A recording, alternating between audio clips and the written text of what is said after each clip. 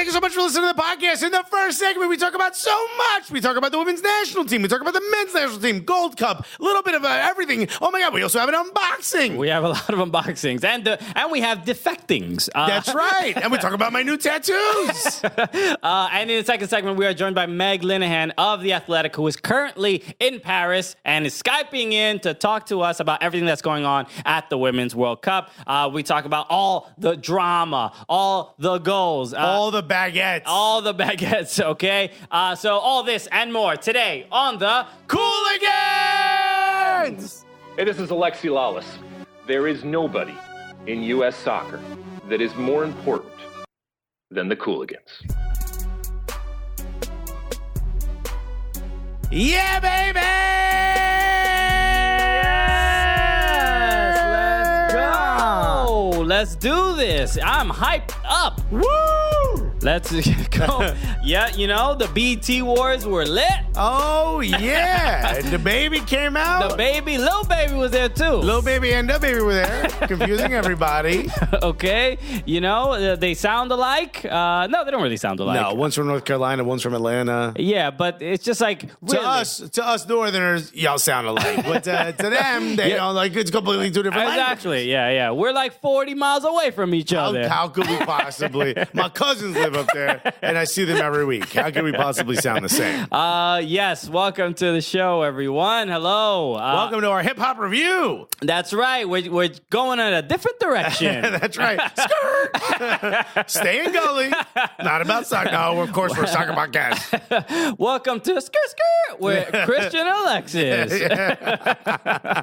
Welcome to the show, everybody. My name is Christian Polanco. And my name is Alexis Guerrero. We are your favorite stand-up comedians out here at the top of Madison Square Garden. That's right, on stage 17 of the OG Podcast Network. That's right, who hosts the funniest soccer podcast that you have ever listened to. It absolutely is. It is not only that, though, No. Alexis. What else is it? It's also the official unboxing episode.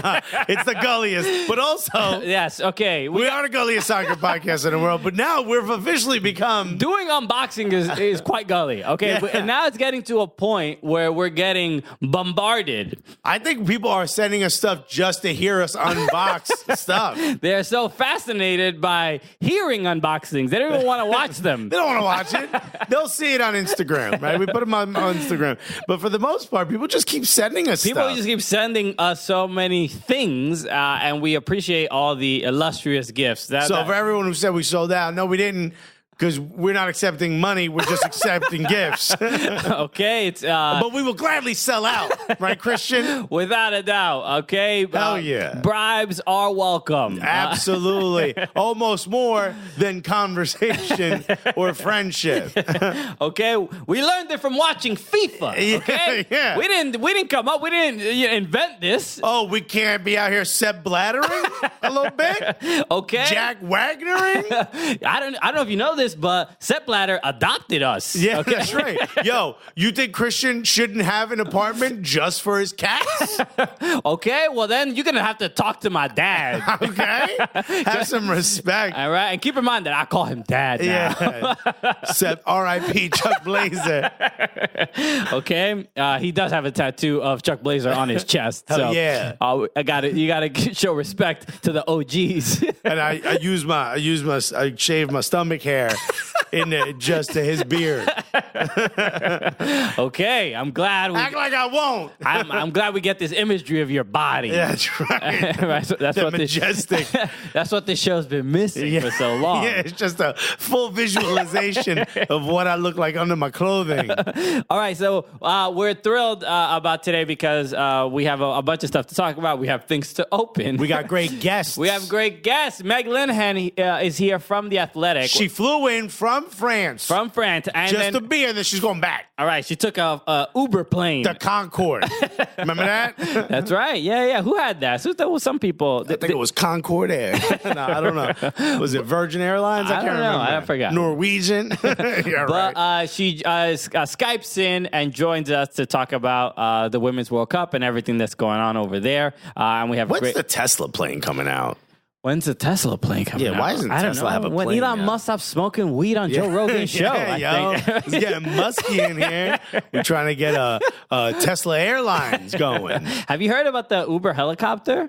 No. There's been so remember we had the helicopter crash like last week or 2 weeks ago. Yeah, on the rooftop. On one of the rooftops here in New York, and apparently this has made it a bit more challenging because Uber was trying to introduce a Uber helicopter, and now because of the crash, they're trying to introduce more regulations that would not allow Uber helicopter to exist. So that's right, everybody out there who just has a helicopter sitting in their backyard. Sign up as an Uber pilot and start making a little bit of money on the weekends. Yeah, you know how it is. Pay for that kid's tuition. Because you spend all the money on the helicopter that you can't even fly around the city. Yeah, Toyota's like, yo, let's put out a Camry helicopter. So, so that's a real thing. I don't know. Yo, we get to be like Magnum PI. You remember that show? I do remember that show. They used to show the repeats when I was a kid. I I'm like, look at imagine this. most of our listeners do not know. Well, maybe they know the movie Magnum PI They because know they the remade a movie. When I was a kid, they showed the repeats, and it was clearly like 10 years old at that point. Because I'm like, yo, these dudes are dressing funky, you know? But the dude just had a glory. Tom Selleck, right? Is that his name? Yeah, it was Tom Selleck, right? I had a glorious mustache. I was like, yo, I'm going to look like that when I'm older. And then I realized, nah, that's a porn star. Okay, yeah, I'm glad you didn't get into porn, especially with that shaved stomach beard that you had. I mean, clearly the requests are out there, but I respect myself and my family too much to put them through that. You Okay, know? I mean, look, it would have been the first time he brought money to the household. That's absolutely sure. And that would have been much. Not much, but you know what? There's a niche for everybody. Yeah, that's true. Look, there's a bunch of search terms for everything, right? Anyway, we are excited about the show. So where should we start? Because we have not only do we have a lot of soccer to talk about, we have announcements to make, and I think we should start with the big announcement that's happening in a month. That Right? I'm getting a Jack Wagner tattoo on my back. Are you getting a what? A Jack Wagner tattoo on my back. That CONCACAF guy, right? Yeah, Okay. I thought that was like a sex move. No. Fine, I'll get it on my lower back. Does that help everybody? You've been Wagner. Ah, look at that. Now go clean up. Yeah, my wife's like, why are you taking a poop facing the other way on the toilet seat? So you can see the Jack Wagner. Okay, so let's announce the big news. We had been teasing this for a couple weeks, but we can officially announce we will. Which is how you do a Jack Wagner. You got to tease for a couple weeks. Sorry, this is not going to go away. We are going to D.C. That's right. We're going to be doing a show at Audi Field. At Audi Field. What? I can't even believe I'm saying these They're words. allowing us to hold microphones at Audi Field. So we're going to be hosting a show, and we are going to be pairing again. Once again, we're bringing our favorite / arch nemesis podcast. So it's going to be a live podcast / fight with Total Soccer Show. That's right. One of them is weakened recently. All right. We think we have a shot this time. I think we got a chance. Taylor going to take us both out. So we're going on the road again. It's going to be Cooligans and Total Soccer Show back at it. That's we're right. We're going to be at DC. Yeah, this is going to be amazing. We're going to do a live show. So we're going to be, there's going to be players. There's going to be us. There's going to be some special guests. That's right. We're sorting out all the stuff right now. Just know you need to be there. To be there. So it's the show is happening July 13th at Audi Field. This is going to literally be, inside. Like we're not doing it outside of Audi Field because they won't let us in. I know it sounds like a Nigerian scam that we're trying to tell you right now. No, my cousin. You just need to send me some of the money. No, I promise you, we're working with, with DC United. Like, hey, I like how we have to convince you that it's not a scam because people are like, there's no way. There's no chance someone's giving you. They're giving us the keys to Audi Field. We're going to do whatever we want. No, they're letting you do it. We're going to do it in one of the event spaces in there. Exactly. This is just an absolute honor. Yeah, it's us and Total Soccer Show and some amazing guests. Yeah, it's going to be dope. So more details will be coming out, but you can get tickets right now. Go to soccercooligans.com and you'll see the link right out there on our menu and get tickets right away because they will go quickly. They will go very quickly. And if you are a Gully Squad member, reach out to us. Send us a message. If you live in the D.C. area and you want to go to this. Yeah, because you're comped. You're comped. DC Gully Squad members will take care of you. You're getting in there. You're getting in there. So, and that's one of the perks of being in Gully Squad. So come on, join Gully Squad right now if you happen to be in the D.C. area. Yeah, get in there. Come on now. Okay, so we're super thrilled about this. So make sure you get tickets right now. Go to soccercooligans.com. DC United are going to be DC United players. It's gonna be legit. We can't even confirm who it is yet. Yeah, we can't announce. But just know you got to be there. Exactly. So we're absolutely thrilled. So Christian and Alexis and Total Soccer Show are hosting an event indoors, not in the parking lot. We're not going to be like where they initially suggested. Yeah. They were like, "How about you guys just do it near the fence?" And we're like, "What are you talking about?" No, we're going to be indoors. Right now, our fans are thinking, "What compromising photos do the Hooligans have of the front office staff?" We're not going to tell you how we got it. I'm just saying, you want to be at the Gulliest show in all of DC, and I understand how loaded of a question of a statement that might just be. Yeah, you got to be. You guys just got to be there. You got to stop asking questions. Yeah, it's too much. Leave your phones at home. All right. So make sure you get those tickets. And we're trying to make this huge. We're trying to make this big. So you got to be there. It's going to be dope. This should be the. Why don't we tell them the date? Because we haven't said the date. I did say the date. July 13th. July 13th. Okay. So we're getting all the details sorted out, but we wanted to make sure that especially people in the DC area, especially the supporters too, Screaming Eagles, blah, blah, blah, everybody. We want everybody to come. Whoever, I don't know what, anyone, all of y'all come through. It's going to be super cool. So, all right. So let's start the show the way we normally start the show, showing love to people who show love to us. Absolutely. And we are currently at 498 reviews. We are so close. 2 more and boom, we hit 500. Okay. 500. So we're just trying to get there. So help us get there. Okay, so I wanted to read this review from. There's a couple that I really want to. I'll just. You guys are making it really hard for us to choose reviews to read. There's a lot to this show, so I want to go through a quick one. This one is from 1MNOP. Oh, I love this one. So 1MNOP1, and then the subject says Gully and got 5 stars, and then he goes. Gully. This is the review. Gully. Enough said. Yeah. Boom. That's it. In and out. That's how easy it is. You know how some people are like, I don't know what they're writing. Right there. That's it. Poetry. You know what I love is that's the one that's highlighted on your phone when you go to our page. Because that's the most recent one. That's the most recent one. But I love someone who's like, let me see what this show's all about. Gully enough said. You know what? I think I will listen to it. I'm going to tune into this. This makes complete sense to me as a soccer fan. So thank you. I like this one. Dun, dun, dun, dun, dun.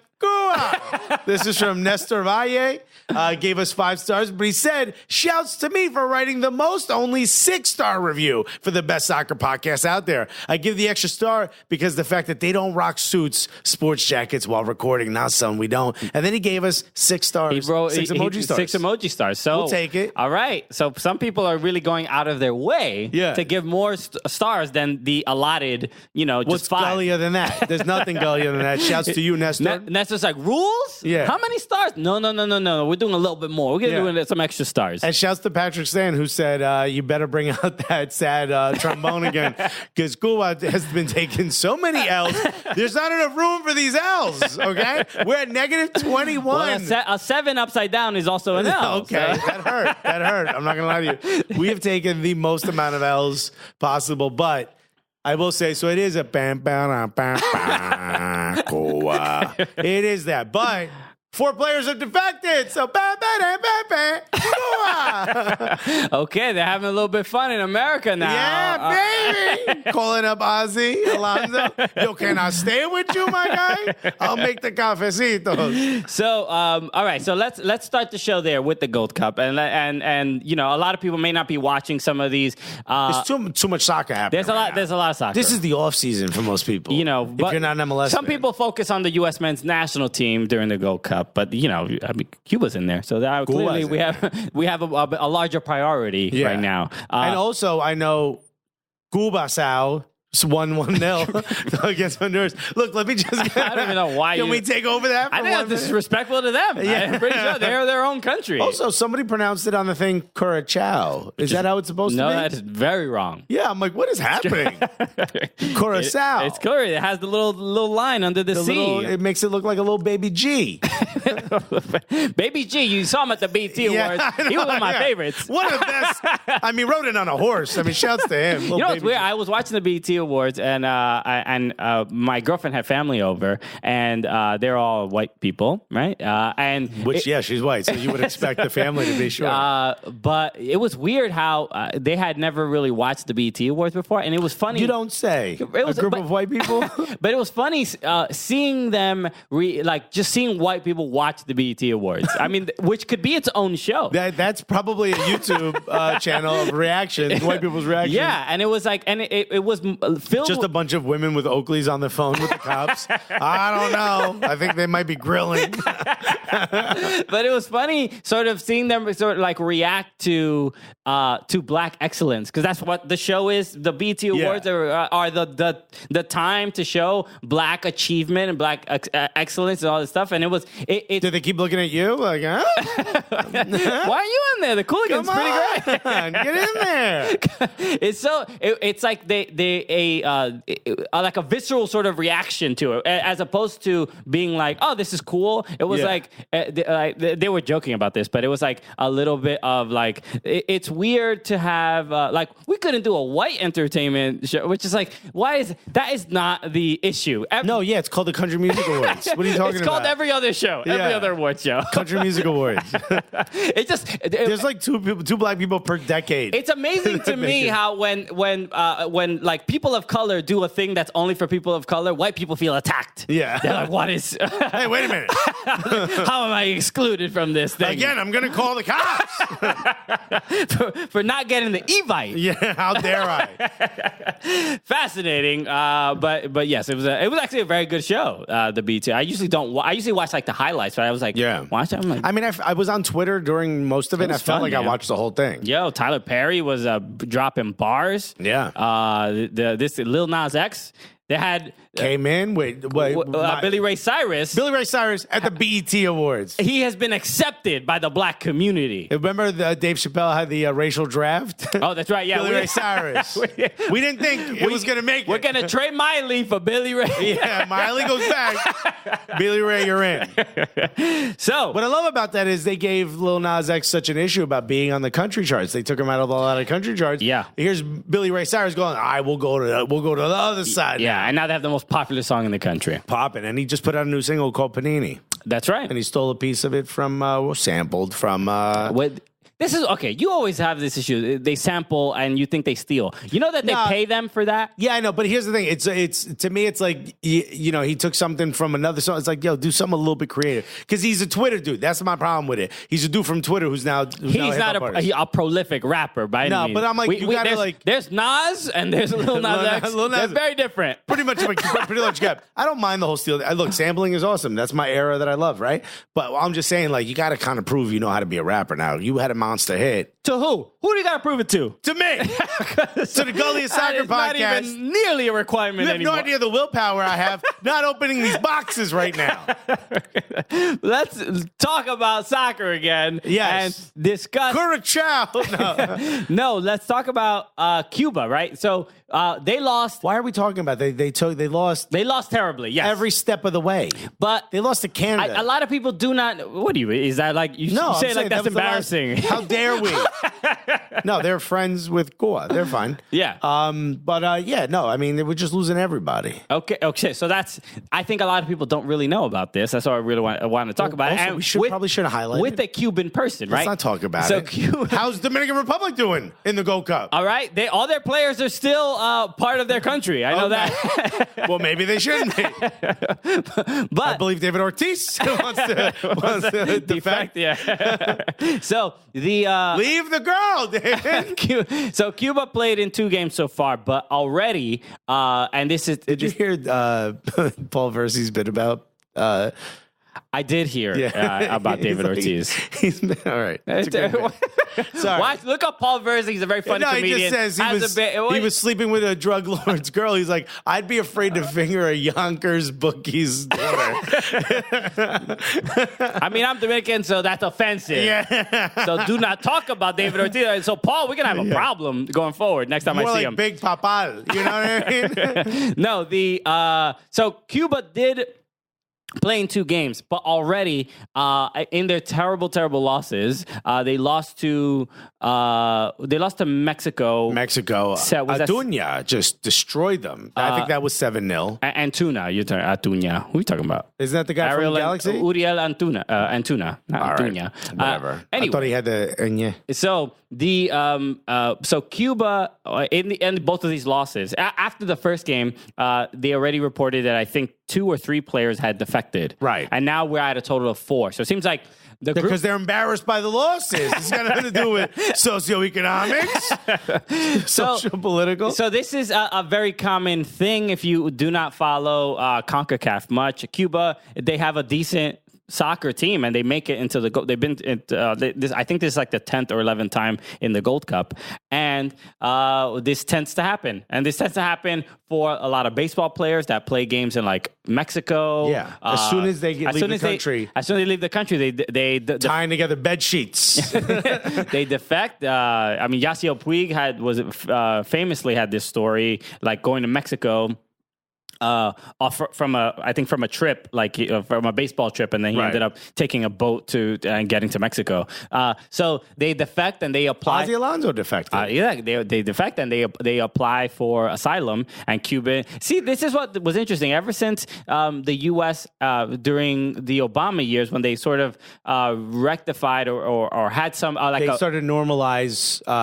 Communication. Yes, but this didn't apply for any immigration status or people. They can't. Well, I think they took out the wet foot, dry foot, which is like the moment you touch American land, you're automatically political asylee. So now you have to apply for it. Okay, so now it's just like paperwork, but it's still that you still Cuba still have but Cubans still have the option. I think so. I'm not 100% sure on it when it comes to defecting from a sports team. So, but it is kind of wild, right? Because you come into a tournament with your teammates, and they lost 3-0 to Martinique. I mean, they're not even trying to play.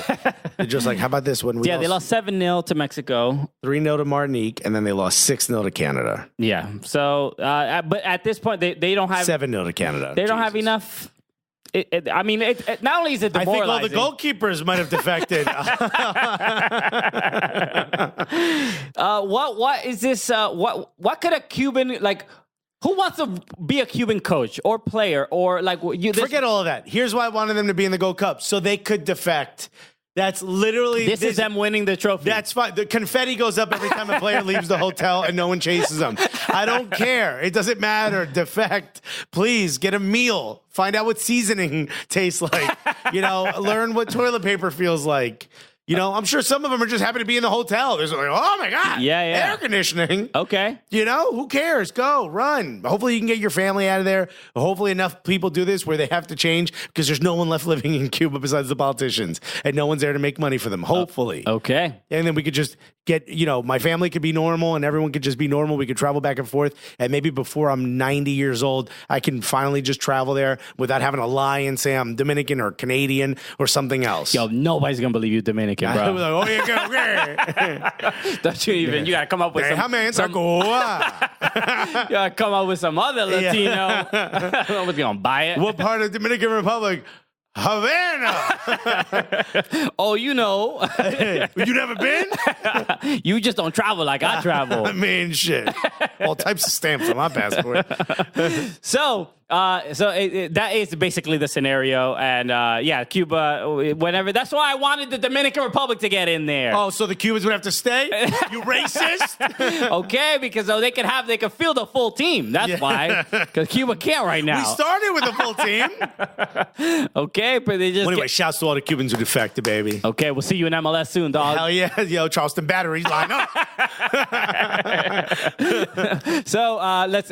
some of the other Gold Cup games, and obviously obviously the last match between U.S. And Trinidad. It was the revenge, the rematch, which is perfect because everyone knows as soon as you win this, you get to go to World Cup. Son. Boom. That's how it works. That's how it works. The Gold Cup. That's retribution. No, man. It was nice to see the U.S. men's national team get a result that. Play with this passion that you don't see very often, at least not in the last few since the loss. first half wasn't like they weren't amazing per se. Dude, they scored 6-0, right? The score was 6-0. They didn't score until the 40th minute. Yes, the goal from Aaron Long. But I had it from a defender, but that opened the floodgates. Exactly. But I mentioned it on Twitter as well, like that. Seeing the U.S. men's national team do well is like it's just as uncomfortable as when they do poorly, right? It's almost like you don't want to trust it, you know. Like this is what is this Schadenfreude or something? Schadenfreude, something like that. Yeah, whatever. Where did that come from? Like it feels phony. Yeah, that's what I'm saying. That's what that sort. I'm because you think it's not sustainable. Not that it's not sustainable, but I haven't seen it sustained where it makes me feel like, oh, there's gonna. You can't be like this. You're like a girlfriend or a wife, like at least from my experience, who's like, oh, now you're gonna do the dishes. Oh, all of a sudden you're like, I'm doing something nice. You're cleaning up your stuff, right? What? You have friends coming over, maybe? Like, you know what I mean? Like, there's an ulterior motive here. Sure, yeah. I'm not. The men's national team is not. Touching me the way I want to be touched. Yeah. Maybe I'm a jilted lover, men's national team. You're going to make me go to Canadian national team. I see what's happening in Cuba. I think that's going to happen to us. No, it's just like, if they would have won this game 1-0, 2-0, it would have still felt almost like a loss. It wouldn't have felt like retribution, but they won by 6. They should have won by 6. But all this made me feel was like, oh, you couldn't even score one that wouldn't matter. Exactly. That's how it feels. It's very frustrating.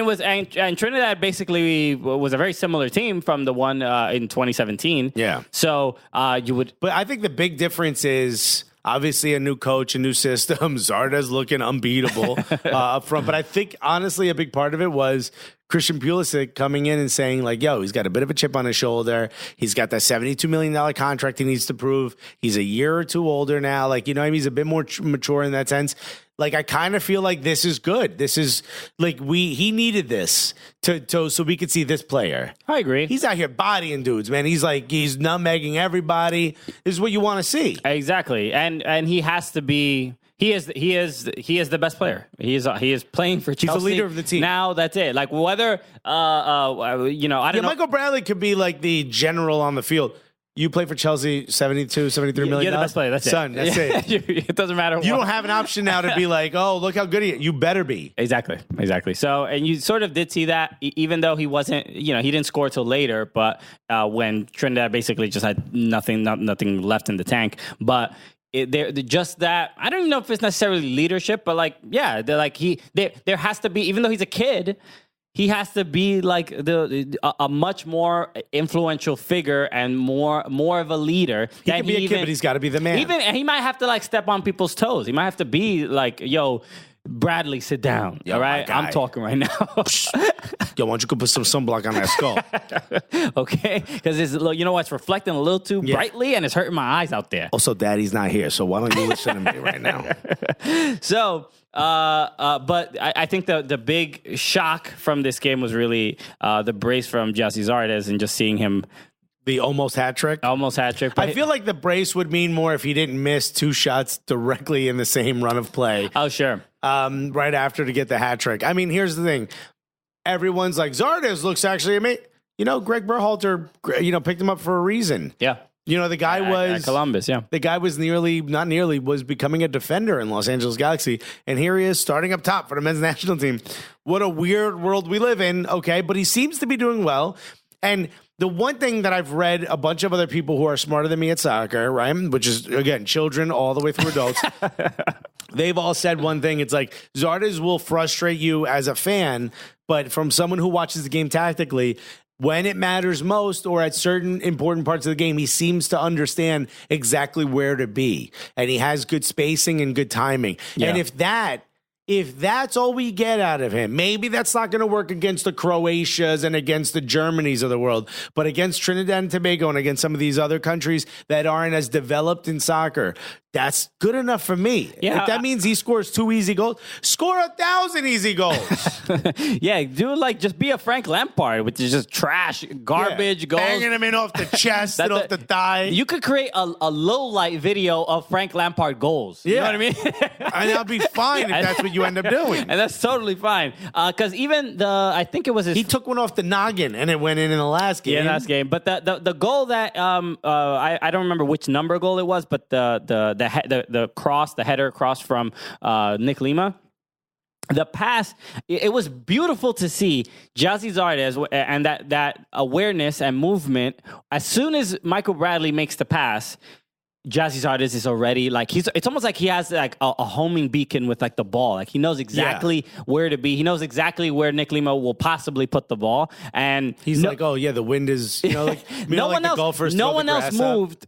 When it was the only 3 people that moved when that ball was passed was Nick Lima, Bradley and Zardes. So it's like they were the only 3 that knew what was going to happen in that moment. And Trinidad was left like flat-footed. So you know what it reminded me of? Remember at the 24-hour game when I scored 2 goals? Remember that? you remember? I know that. I do. I don't ever let anyone forget about it. I remember. I'm not really good at soccer or good at soccer. I just love that there's going to be a real comparison between Jazzy Zardes' brace national team and mine and Alexis a sandwich while eating a sandwich, a disgusting sandwich that I had. Yeah. But I remember I'm not that great at soccer, so I don't want to put myself in a position where somebody feels comfortable passing it to me and then me making a play. That's not going to happen. So I remember you passed it to somebody and I was like, oh, I should probably get on the other side because everyone's going to go to them because no one's going to come cover me. And then all of a sudden the ball was in my foot. And I'm like, wow, I'm open. I should probably just kick it right into this open part of the net. And it went in. I remember all that happened in a split second, but I was like, hey, technically that's good. That's good spacing. Right? Yeah. Maybe that's how people feel about Jazzy Zardes, like the way they see you on the pitch. They're like, he ain't gonna do shit out there. Look at him. Just leave him alone. He's not fit. He has no touch whatsoever. The hair is trash at this point. It's been too long. I mean, look. He has a beard on his stomach, a blonde one, so his grandma can see him. Yeah, so it's from the television. It's a very odd relationship. Right? Maybe she's sitting too close to something. But this is my thing. I don't know what I'm doing, so I just put myself in a good position. If at the end of the day, let's say I were able to do that during games, and people are like, I don't know, man, that kid's a good scorer. It's like Chicharito. I don't know. He always finds a way to get the ball in the net. Yeah. I don't care if that's good enough for me. Zardes. You be starting the World Cup. I don't care. Yeah, he looked good. Jazzy Zardes from a international at the international level, he's reliable, but not consistent enough for people to be supportive of him earning that spot. But there's really he's also not asked to do too much, which is great. There's no one else. I mean, not to say Josie Altidore is probably not as he had injury at the beginning of the season. He's not at the level of fitness that Jazzy Zardes is. But that's my big concern, that there isn't any real competition for who is going to be that number 9. Sure there is. There's Aaron Johansson is coming back from injury. Aaron Johansson, get out of here. He might be coming out less. He could barely play. Where is he? At Werder Bremen? He could barely play. Zardes was almost a defender a year ago. Nah, man. I'm just saying. Look, I agree with you that there isn't. Just the fact that you mentioned Aaron Johansson's name, but in this Bobby Wood, I haven't even heard of him in a year, 2 years. I feel bad for the kid. He left Iceland to come play here, and then Iceland makes it. There's nobody that's just that's his spot. What about Tyler Boyd? He's not. He's more of a winger. But the kid looked good. Maybe he did look good, but that's been a surprise. Well, we didn't know Tyler Boyd is from New Zealand, right? Yeah. And he's like, I want to be American now. And we're like, nah, man, you good? And then we saw him score. We're like, yo, come right in. Okay, Tyler. I know. Wow. All right, grab his passport. Give him a blue one. Here we go. That's been a breath of fresh air and kind of exciting. And I imagine that there might have been some players, probably the Bobby Woods and Josh Sargent, that are like, like, yo, who's Tyler Boyd? Why Yeah. is he taking my spot? Yo, Right? he ain't nothing. He ain't even American. Oh, he's American now? Oh, all of a sudden. Why, because I'm in Germany? How convenient. Wow, when I'm not looking. So Tyler Boyd making the men's national team probably pissed off a lot of the other players because it's like, yo, Good. who's this new Competition. kid? Who's this new kid? I've been here the entire time. Right. Like the new kid in school, all of a sudden he's getting votes for, homecoming king. You know what I mean? What? Okay. You don't even know who he was 3 months ago. Meanwhile, I'm out here looking good for a chubby dude. Anyway, Okay, all right. Well, that's a little insight into my life. that's Alexis's screenplay. yeah, my one person show.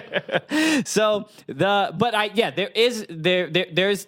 no the competition is still there where pretty much every country has like, not every country, but like a lot of countries have a clear striker who's earned that role. Like it feels like the U.S. this generation. This last generation, we didn't create the, what did we have in 2002 or 2006 or whatever, like the Landon Donovans, the Clint Dempseys, just up top. Why have like Clint Mathis in my head? Like, you know what I mean? Like, there's just some people. The names you all started thinking about. Clint Mathis. but it's like we've had like these, like that's the strike. That's our striker. Ronaldo. I mean, you can go back as far as you want. We have had balling scorers, people that are going to be able to put the ball in the back of the net. We don't have that now, but I'm actually kind of fine with that, especially the way Greg Berhalter plays. It's not about having a dominant scoring forward. It's about giving the wingers and the midfielders an option. It's almost like a false nine, All right. Well, all I know is it just doesn't make me happy. Again, look, the fact that we've said Zardes' name multiple times on this podcast, and it wasn't about joking about him being a janitor or something, is really just a show that you could change your career whenever you want. That's real growth. Real growth. Yeah. So don't give up, man. Even if you're in your 40s or something, you want to do something else, do whatever you want, man. Okay, get a blonde streak in your hair. Anything can happen. Anything. The other results I just wanted to talk about in the Gold Cup were Mexico and Martinique, who had a really great game. There was that amazing free kick from Kevin Persiman. Yeah. And they won the game 3-2, but Martinique actually gave them a real scare.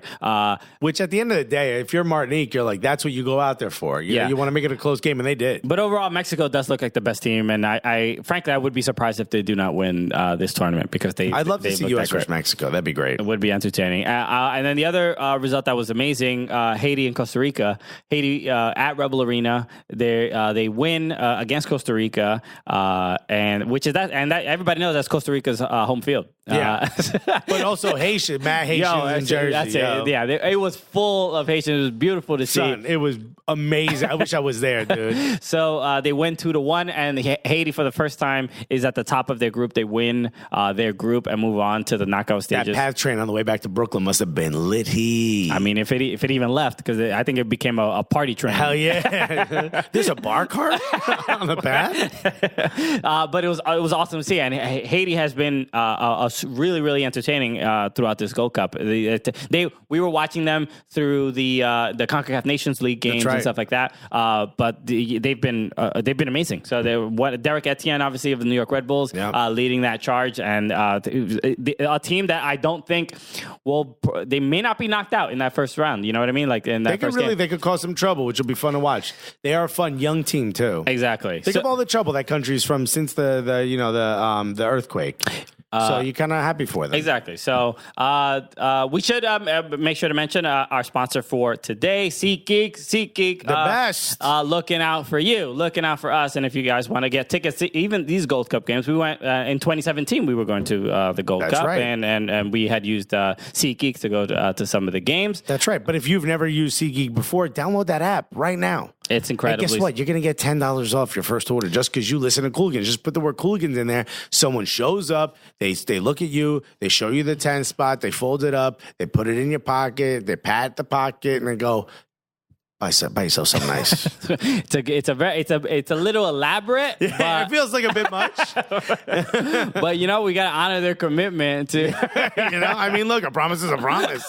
Also, none of that happens. Just in case they actually do get $10 off your first you do get order, $10 off your first order. But it is an important thing to highlight, especially during the Women's World Cup, that a lot more people and a lot more women are very much involved in soccer. And in MLS fans are like almost half the fans of Major League Soccer are women. I mean, that's incredible. Yes, and for any sport. Exactly. And there was remember the MLS and Susanna Collins did that roundtable of women in soccer that kind of highlighted that as well. And SeatGeek wants to honor that as well. Exactly. So make sure to learn more about the collaboration, because SeatGeek is the official ticketing sponsor of Major League Soccer. That's right. And they're collaborating to give honor and pay respect to all the female fans of MLS. Exactly. So to learn more about the collaboration and to see the female fans of MLS showing their true colors, check out SeatGeek.com/WeFan. That's SeatGeek.com/WEFAN.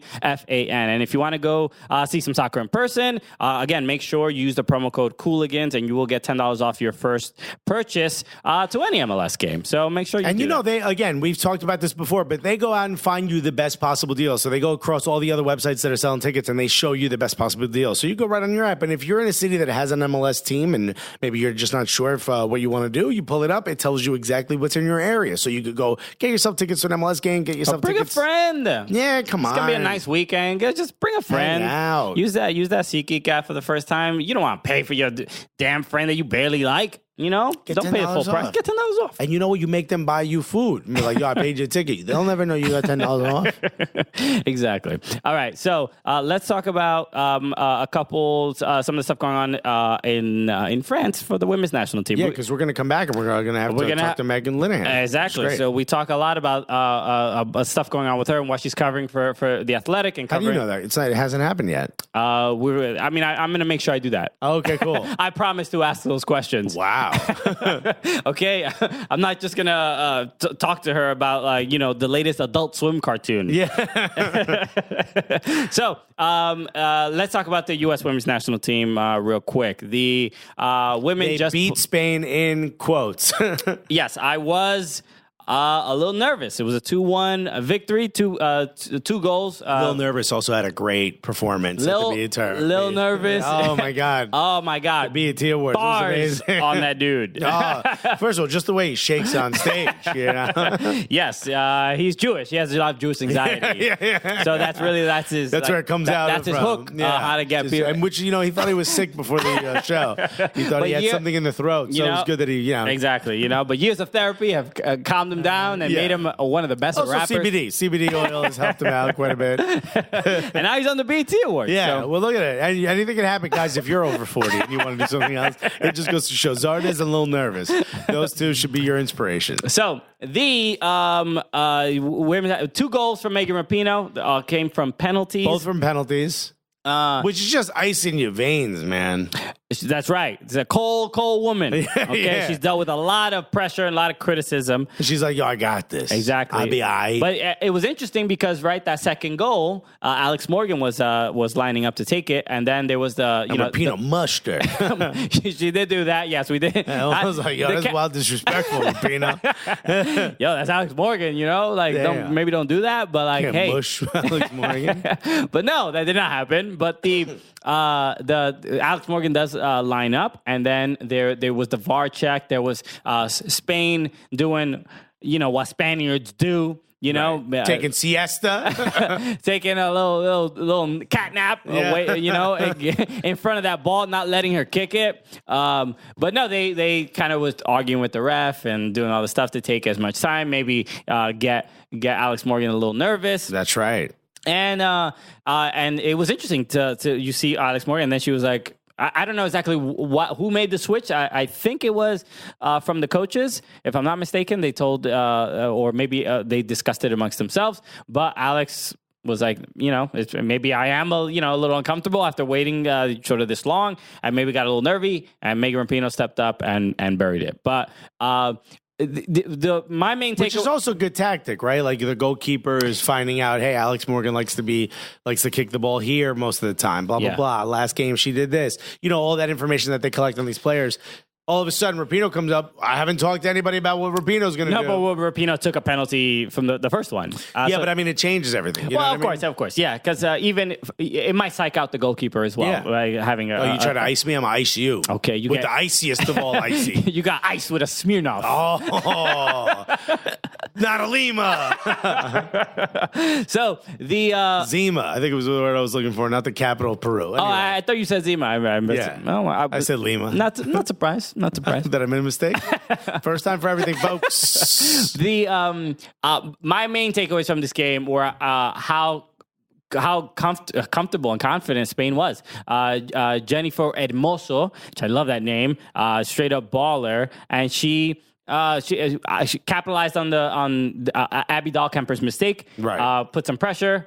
And was it her that initially put the pressure? I don't remember who it was, but the goal was incredible. Was that not the first goal scored against the U.S.? This tournament? Yes. Yeah. That was the first goal. So they played like they did it like one-on-one. Like they just went. They didn't try anything fancy.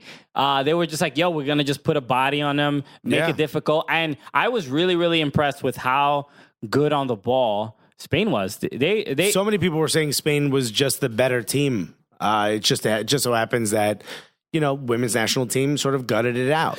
Yeah, I don't even think that they were the better team because they didn't really create many chances, but they were able to handle the U.S. And their attack. And if at the end of the day we win because of a lockdown defense, I'm happy. I could care less. Yeah, but I wouldn't even say it was a lockdown defense. I think they really just played them one-on-one. They weren't going crazy like doubling anybody or I didn't really see them focus on anyone in particular. They were fairly dominant in the they weren't dominant in the midfield per se, but it wasn't easy for the Julie Ertz and Sam Mewis to just like kind of run around with the ball, except towards the end of the game where Sam Mewis, I thought, player of the match. They don't say woman of the match, right? For the Women's World Cup. They say man of the match for men's games, but they don't say woman of the match. They just say player of the match, according to the FIFA app when it comes up. I believe that's the case. But because I wanted to say woman of the match. You know what? Say it. Okay. I got your back. So thanks for your unbridled support, Alexa. That's what I do. Really going out on a limb for me. Wherever Christian goes, I follow, so long as I'm cool with it. But the woman of the match was Megan Rapinoe. But two goals. But I really thought it was Sam Mewis. I thought without. Especially I disagree with you. I think it's Rose Lavelle. I think if she doesn't do what she does, there's none of the opportunities. Fair, but towards the end of the game, maybe that's right. But I think once Rose Lavelle was substituted, Sam Mewis really took charge. And the fact that we'll talk about it, we'll ask Meg about it as well. But the fact that there were no subs until the 85th minute, made it seem like some people really had to step up because some other people were just insanely tired. Right. So crawl back to your position players. It's funny. It's like this is one of the few times this reminds me a lot of like watching Arsene Wenger era of Arsenal. Probably wasn't wrong. Sort of towards the end of his career, it's like that frustration of the lack of like we know this isn't working, and you're not putting in the fast pacey player that could change things. Yeah, you're not putting in a change of pace player. It reminded me. It's almost like you're overcoaching by not making a decision. You know what I mean? By undercoaching, you're actually overcoaching. You're overthinking by not making a difference, by not making a change. It is pretty insane that she didn't make a change, that Jill Ellis didn't make a change. Jill, what are you doing? It really... So, and look, we were talking about Hope Solo and her comments a couple weeks ago about like... Her name came up a little bit on the Twitter sphere. She just trashed Jill Ellis, saying she's not a good coach and that she's lucky that she just has a bunch of amazing players, and the quality and the talent of the individual players is what will propel the women's national team to win trophies, which is a very disrespectful thing to say. But when you see... Starting to feel like it's astute, though, no? But when you see her... Sometimes. What? Like, I really don't understand this strategy when you have such amazing players on the bench like Ali Krieger. Why isn't she up top replacing Put her in as a forward. Okay. Let's see. All right. We're great coaches. All right. Already, we've decided somewhat better tactical than what I've seen out of Jill this last match. Okay, we're changing the game. Spain has never seen what the goalkeeper has not seen Ali Krieger take a penalty. I guarantee you they weren't prepared for that. All the tactics that they got, no one was prepared for Ashlyn Harris and Ali Krieger up top. All right. Two-striker offense. All right, I'm glad we're making some sense finally. Yeah, finally. We're fixing this whole thing. No, but the fact that there was no sub until the 85th minute, when it was clearly visible that some players were tired, and Megan Rapinoe was not at her best, throughout the game, Right. but even by the 75th minute, you just saw she wasn't really getting by anybody and just having a tougher time. That's why I felt like when everybody was tired, Sam Mewis, I don't know what she had, like one of those Gatorade squeeze packs or something. Yeah. One of those things you put on your tongue, like the Lister, Gatorade has those.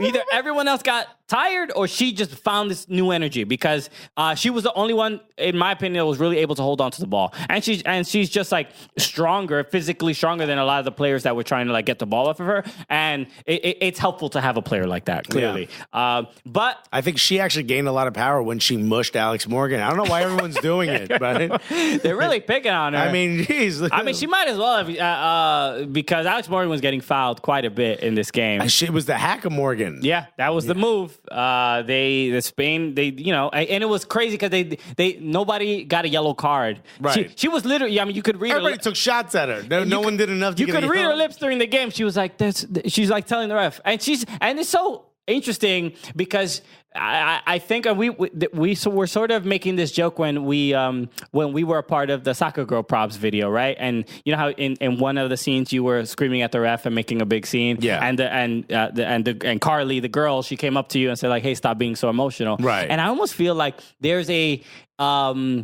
there's a hesitation to show how angry the women's players are, the women's soccer players. God forbid, because it's like, it's gonna be all over the internet, and God. But it made total sense. I would have totally yelled at the ref. Like, she was literally like, she just fouled me like 4 times. How are you not going to give her a card? She's like, you can read her lips. And she's clearly saying that. So and the ref is just kind of ignoring it. Right. So at that point, you totally understand if Alex Morgan mushes the ref. She mushes herself. You're like, no, Alex, no. You're doing it wrong. Come on. Can't get a red for that. So, but as sort of nervy as it was, they did win the game, and they now they have again France to take on. So this is the big match. This is the one everybody wanted. I'm excited. Are you excited? I am excited. I'm even more excited because we have another announcement. Look at this. If you live in New York City, we got a treat for you. Or if you live around it, this Friday, you and I will be hosting. We'll be hosting a viewing party. Yep. But this isn't just any old viewing party, son. This is where everybody always thought we'd end up. We're doing it under the Manhattan Bridge. Under a bridge, That's okay? right. Like the trolls that we are. Yeah, baby. Legit, under the arc. In the arc and the archway. Under the archway. So Dumbo, down under the Manhattan Bridge overpass, which is a very iconic area. That's right. A lot of cobblestones, a lot of rich people. Anne Hathaway. Anne Hathaway. Is she going to be there? She lives in the clock, but she's the one who owns the clock apartment. I just heard the famous clock apartment. Okay. That's her. You just said she lives in the clock. She lives in the clock. I mean, technically she does. You remember that show? It was on HBO with Ted Danson and the kid from Mount Rushmore. I don't. That was his apartment. It was the clock. That's where she lives. Okay. Yeah. That's actually her apartment. Anyway, long story short, we're hanging out with Anne Hathaway. Come through on Friday. It's going to be tons of people there. So the Dumbo Archway, you can just, there's no like specific address, but just Google Dumbo Archway if you are in... Or Dumbo.org. Dumbo, Dumbo.org. It's Dumbo.is. That is the website. So if you want to get all the information, obviously, when the game is at 3 p.m. We'll be there probably like at 2 p.m. Hanging out. But it's get there early because a lot of people are going to be there. So we're partnering with Dumbo to do this, and this is like really gonna cool. be so dope. So the fact that they're working with us and welcoming us is really awesome. It's always a super fun time. I've been there before to watch World Cup games. It's awesome. They have a big screen. It's just a bunch of people hanging out. It's crazy. You got to see it. I mean, how many times you get invited underneath the bridge to watch a soccer game? Exactly. And and there's like food carts and beer and it's like it's a really cool area. It's right by the water. It's right there. It's like the carousel isn't far from it. You can take all the Instagram photos and get all the likes. All the basic batch photos. Exactly. Because that's why we're there. That's the only reason we're going. Get that bridge above us. What? Okay, we basic as hell. Hell yeah, we might even put some light streaks on these photos. I mean, I might have some Uggs. Okay, you never know. So the Two announcements in one. Friday. So that the game is what's the exact date? June 28th. At the kickoff is at 3 p.m. But make sure you get there early. We will be there. We'll be there early, having a good time. And yeah, so we're super thrilled about that. So they're playing against France. Big game. Who knows? Hopefully we get the dub. And then we can celebrate afterwards. All right. So that's the next thing to look forward to. Should we open these boxes? Yeah, I've been waiting this whole time. We've been waiting a little bit of time. So before we get to our interview with Meg, we'll open. You open that one. All right. I'll open this. By the way, we really don't know what either one of these are. Yes. So we don't remember being asked. This one I don't. This one I do. Oh, that one I'm holding a tube. Oh, I know what this is. I know what this is. Now I know. I should have known from the address. That's right. You remember, speaking of Rose Lavelle. Remember when Rose Lavelle was here? She was here. Part of her trip and part of the media was sponsored by KT Tape. Remember Correct. them? Yeah. And they sent us a little, look at this. Remembering look at our that. friend. We got Put this up. I don't know if Tim can zoom in on this. I don't even know if he can. Unified, strong, accomplished. The women's national team takes center stage in France this summer. Yeah. So there you go. Join the conversation. Follow at KT Tape on Facebook, Twitter, and Instagram. Use hashtag Balance for Better. Hashtag Balance for Better. Join and online support female athletes everywhere. Oh, and they sent us a little gift pack. Look, a little American flag here. Okay. Not bad. A little KT Tape. I've actually used this tape already in a couple games. Really? I have. Is it good? I don't know what it does exactly. We were asking Rose about it. It's for common injuries: carpal tunnel, hamstring strain, wristband. You decorate yourself with some of this. I put it on, but you know what? I put it on. I didn't get a hamstring strain. There you go. We know it works. And look, they gave us also, remember the bandana that I was wearing. So thank you for that. This is so dope. So yeah, all right, we got a little bandana. Best of luck again to Rose Lavelle. Maybe we'll give this stuff away. Maybe. Or maybe you use the. I use it. I have my own, so I think I'm good. I don't mind giving it away. Okay, cool. So the next one is a tube.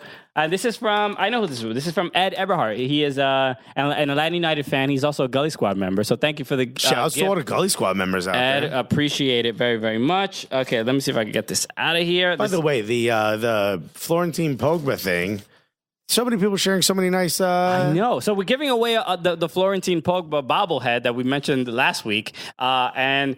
we're doing a giveaway on Twitter. Go to our, Soccer Cooligans on Twitter. And we just put the, to comment like your favorite Atlanta United moment. Oh my God, people are going nuts. And people are going crazy. I mean, getting us emotional. Some people said when they met us. Look at that. In Atlanta. And that's how we know you're lying. Yeah. Plus our favorite moment. Okay, so this is it's got a little note. It's a note. You want to read it? Yeah, sure. Okay. Give it to the guy who could read the best. Sure. This is from, it says, hey, my guys, thanks for all the funnies, even when you're not putting enough respect on Pity Martinez's name, and are saying everyone from the sounds like Foghorn Leghorn. Still one of my favorite segments ever. And being such good sports when I say mean things to you on Twitter. Yeah. While basking in Ed is pretty spicy on Twitter. I'll give him that much. Ed he gets hot. He makes it hot on Twitter. While basking in the afterglow of United winning the Cup, I took a break from my list of commissions and painted this canvas of Joseph, which funded my Gully Squad membership for the next few years. Please accept this print of the canvas as a token for my appreciation for what you guys do for the Gully and the non-Gully alike, and your contributions to American soccer. Cheers, Ed Eberhardt. Are you kidding me? Unbelievable. Look at this.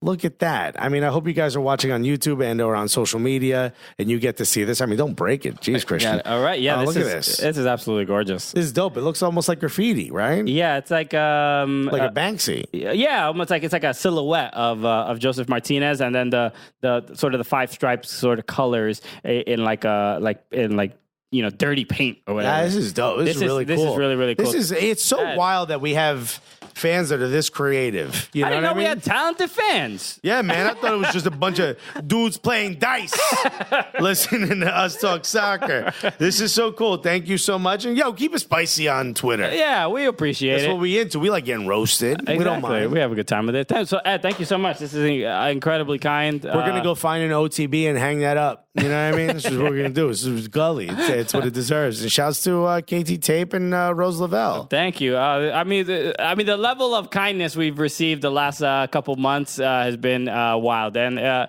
thank you so much for listening and all the support. So that we have to get to our interview with Meg. That's right. Let's do that. We get so we have a full rounded conversation about all the stuff going on at the Women's World Cup. She is currently there covering it for The Athletic. So make sure you read her work as well. She has a bunch of great articles about the games that are going on. Yeah, join The Athletic and use promo code Cooligans. You don't get anything, but it'll just alert to them that they should be sponsoring the show. Exactly. Just a little reminder, okay? So here's our conversation with Meg Linehan. Everybody, thanks so much for listening to the show. We want to break in with a word from one of our sponsors, NYC Footy. NYC Footy, and this weekend it is the Footy Fest. We had talked about it a little bit last week, but the Footy Fest is a weekend soccer It's like a little retreat, like a day camp. You know, to reconnect with your footy self. That's right. You're gonna do a lot of that, a lot of practice headers. Yeah.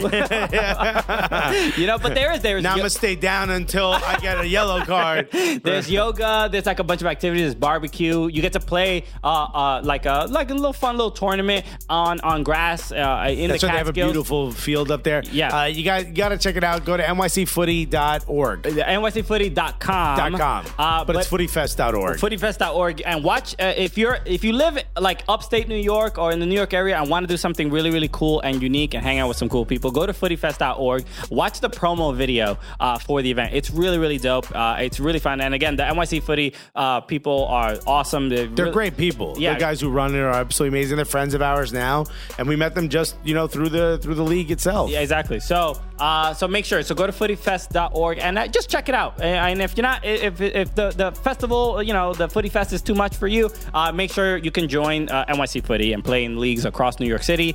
So that's and you can say use Cooligans, and you get a discount per player, or if you have a team. Exactly. So you can go individually and just join as like a free agent, or you could join a whole team if you have a squad that you want to play in Footy Fest. I'm sorry, in the NYC Footy. It's absolutely amazing. It's a great league, co-ed league. They have all different levels, so it doesn't matter how good or bad you are. There's a place for you to play. And if you're absolutely terrible, Cooligans FC, which is our team. It's only for comedians, so you can imagine we're terrible. So again, make sure you use the promo code Cooligans, and you will get $20 off if you're an individual player, or $200 off your entire team. That's right. And if you need a break from the city, go to Footy Fest. It'll be a blast. Yeah, baby, we're back. We are back, and we getting we're getting folks all the way from. I want to say Paris, but I don't know if she's in Paris right now. Yo, we mad international. That's what we doing. We got people calling in from all corners of the world. Okay, yeah. So we ask like, what are the baguettes like in that country? Yeah. And then it's like, if they're good, then we'll be like, okay, cool. You're allowed to call in. Talk to me about your bread culture before we bring you onto the show. But this is an absolute honor. Not only do we have someone whose articles we absolutely love reading, okay, at The Athletic, but she happens to be in France right now covering all things World Cup. Ladies and gentlemen, unless you're driving, the one, the only, put your hands together for Meg Linehan. Hello, Meg. Hello, how are you? Very well. On Skype. Yeah.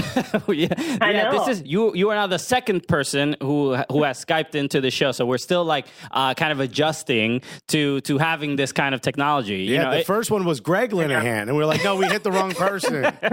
We dialed the wrong. So Meg, thank you for being on the show. You are currently in France. Are you in Paris? I am in Paris. So I actually trained back from Reims this morning. Okay. I was at USA Spain last night and then took the train this morning with basically every single American who also had to come back to Paris. and I'm now like safely ensconced in my Airbnb. I'm actually really close to the stadium here. Oh, very cool. So, I mean, you've been there since the beginning of the group stages, correct? I have. You're the only person who goes to Paris just for soccer. I mean, you've gotten to enjoy none of it. But what is it? I mean, how do we feel right now about the women's national team? Because having watched the game against Spain, a lot of people are saying Spain was a better team. A lot of people are saying that the women's national team just kind of eked it out. I was getting text about that. I didn't get to see the first half. And to me, I got a little scared when our A squad couldn't really dismantle Sweden's B squad. And I'm not sure that I got a lot more confidence after Spain's game.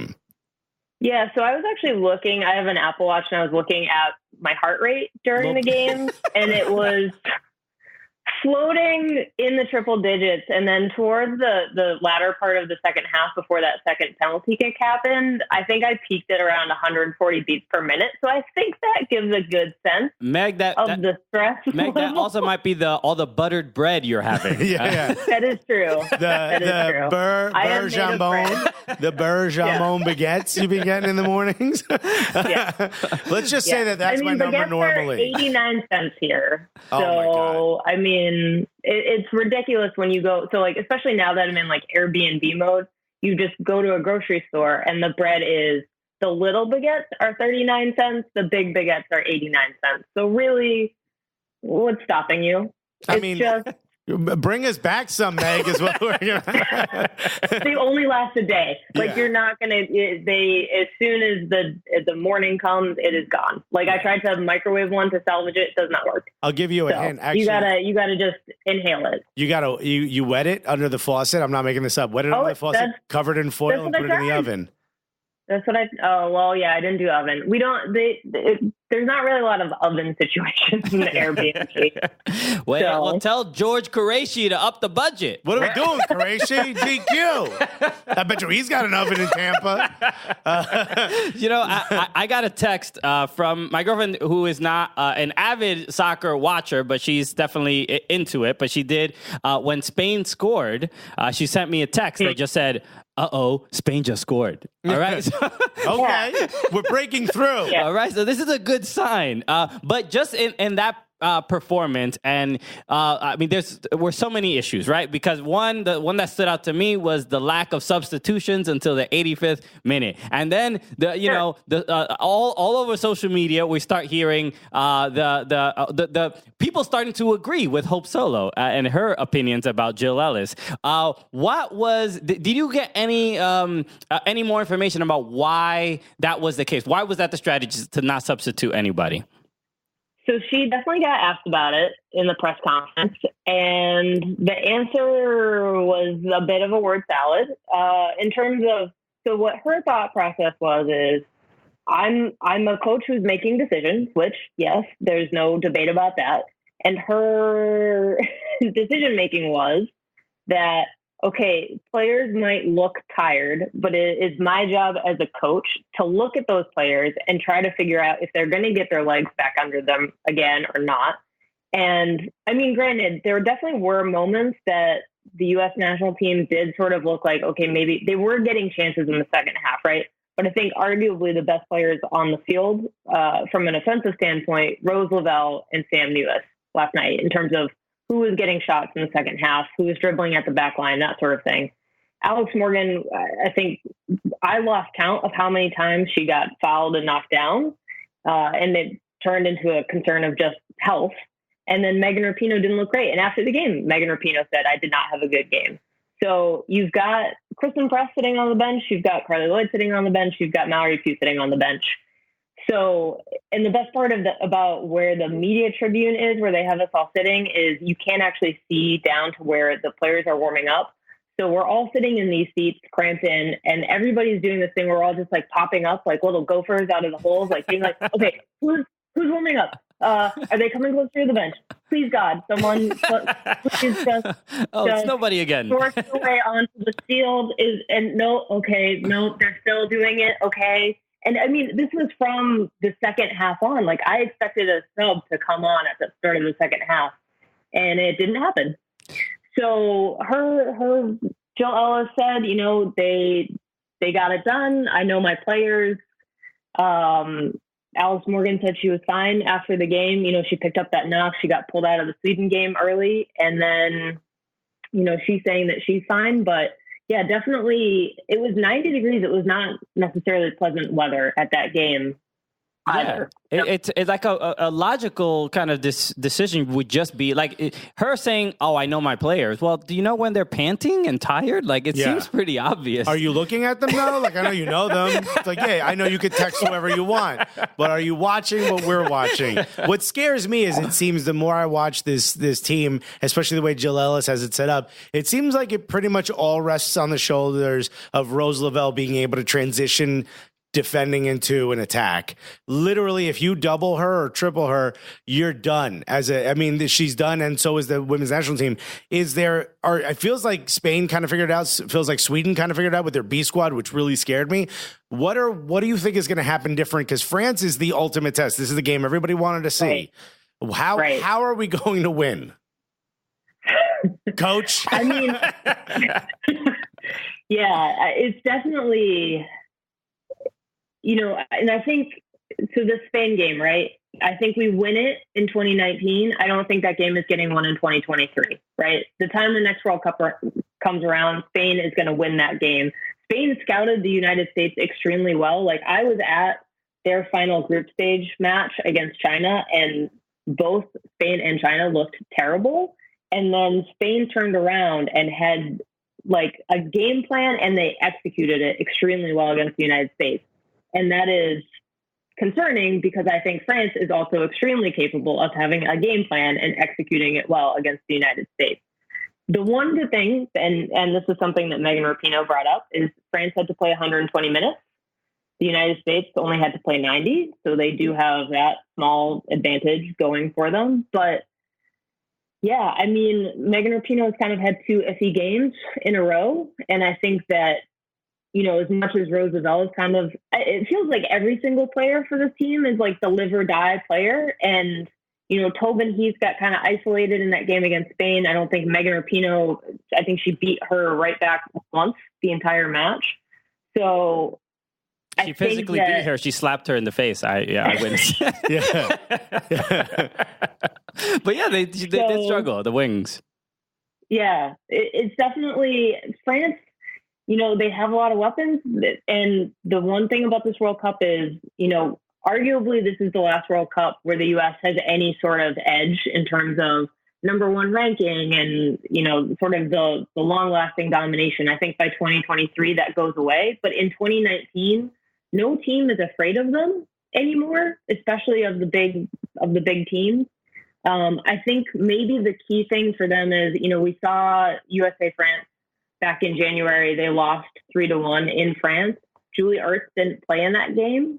And I think that Julie Ertz could be the difference in terms of actually like winning balls in the midfield and distributing well and trying to break down France in a way that is slightly more productive. Well, the one team I do know who is still afraid of the United States is Thailand.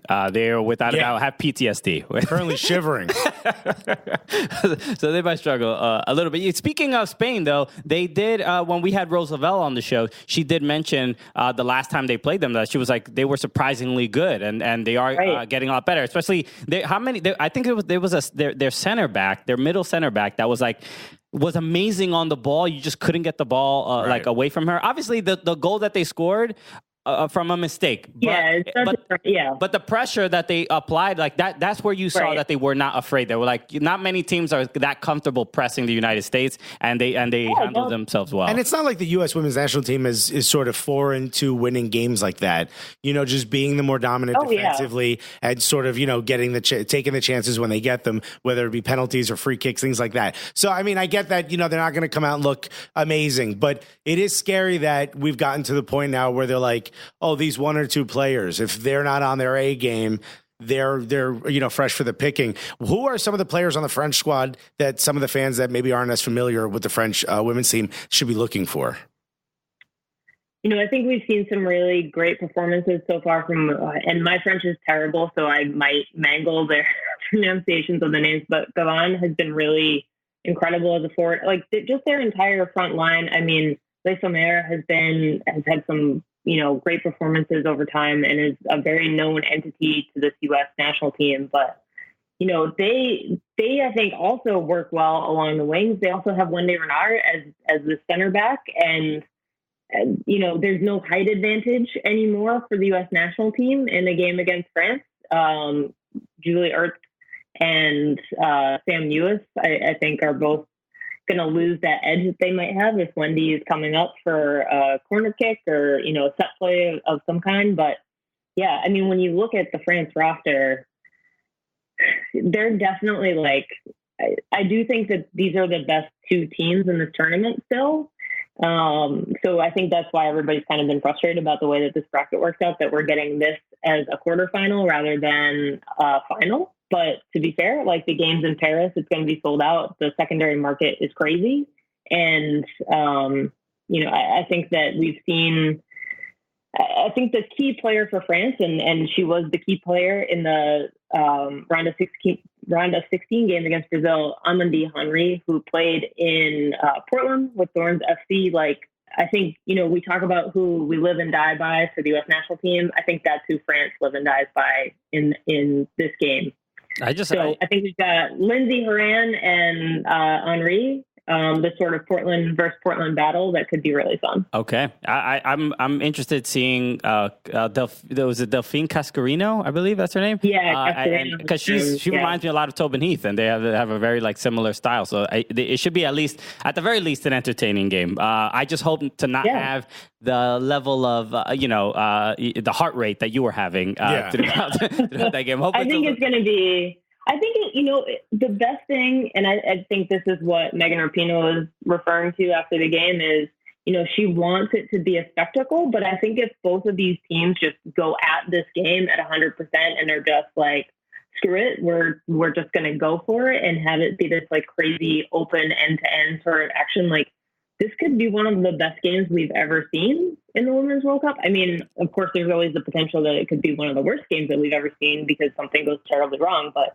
if both of these teams are just screw it, we're going to go for it, this game should be absolutely wild. Yeah. I would pay double the money of whatever it is they're charging to watch, as Megan Rapinoe said, a shit show circus. Let's go. Quite interesting. If it's, I'm actually thinking of what a shit show circus would be like, and I would attend that as well. Yeah, 100%. That was a great moment in the mix zone, as everybody just kind of looked at each other that's the quote. That's the quote. If anyone's going to say it, it's Megan Rapinoe. Well, we know what Megan Rapinoe's autobiography is going to be titled. Yeah, for sure. I think one of the things that recently happened was the England versus Cameroon game. There's so much talking back and forth. The game was kind of rough to watch. How did it feel from where you were sitting? Yeah, so the discourse was definitely active for that game. It was kind of, the game itself, it wasn't great, obviously, the actions of the players, but I guess, I've seen a lot of really great comments on Twitter. I think Jessica Luther nailed it really well. Ina Luco nailed it really well. I think you can both say what happened on the field is not ideal and is a product of frustration and all sorts of things. And some of the stuff clearly crossed the line, and you can say it crossed the line, but also now we've got this discourse of, but the children, not the children. Children are watching women's soccer. Oh my God, where they're ruined forever. They're just going to go out into the streets and start kicking people in the ankles and spitting on them, and it's going to be the worst thing ever. And it just we see this. I think part of it is, so you've got Phil Neville, set him aside, but then you've got people who are just ready to be oh, I knew it. Women's soccer has been terrible all along, and this one game proved my point, and I'm writing it off forever. And it's kind of like the Dan Shaughnessy article that he wrote after USA Thailand, where he was like, I've been waiting, just waiting for something stupid to happen so I can just write this off and be like, I was right. Oh, my man opinions are so correct. And 13-0, it's just terrible. And then, it's just this concept of, and I've been thinking about this basically since I started working in women's sports, but you get trapped in this role model thing. And it's so frustrating because, like, I always go back to that Charles Barkley ad where he's like, I'm not a role model. Don't make me into a role model. And, you know, women who play sports are always like, not only do they have to be athletes and not only do they have to market themselves and not only do they have to promote the game, but then all of a sudden, like, it's not what they're doing on the field that counts. It's, oh, we have to do it for the next generation.